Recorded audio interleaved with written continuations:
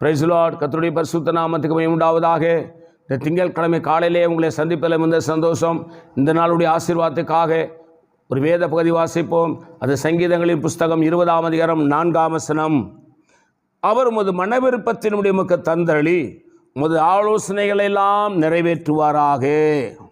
கவனிங்க, சங்கீதக்காரனாகிய தாவீதின் மூலமாக கர்த்தர் இந்த காலவேளையிலே உங்களோடு என்னோடு பேசுகிறார். அவர் உமது மனவிருப்பத்தின்படி உமக்கு தந்தருளி உமது ஆலோசனைகள் எல்லாம் நிறைவேற்றுவாராக. அப்படி நம்முடைய மனவிருப்பம் நிறைவேற வேண்டுமானால், நம்முடைய ஆலோசனைகள் எல்லாம் நிறைவேற வேண்டுமானால், நம்முடைய திட்டங்கள், நம்முடைய செயல்பாடுகள், நம்முடைய நோக்கங்கள் எல்லாம் நிறைவேற வேண்டுமானால் ஒரு காரியத்தை நாம் செய்ய வேண்டும். பாருங்க, 3வது வசனம் சொல்லுது, நீர் செலுத்தும் காணிக்கைகளை எல்லாம் நினைத்து உமது சர்வாங்க தகன பலியை பிரியமாக ஏற்றுக்கொள்வாராக.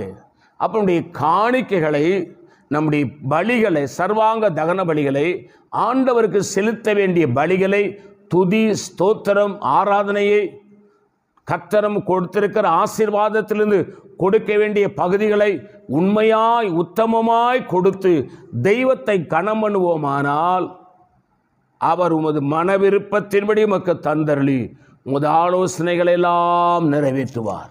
நான் உங்களுக்கு ஆட்சேபிக்கிறேன். பரிசுத்த பிதாவே, நீர் என்னோடு எங்களோடு பேசினேன் இந்த நல்ல வார்த்தைகளுக்காக ஸ்தோத்திரம். இந்த வார்த்தையின்படி எங்களை ஆசீர்வதியும்.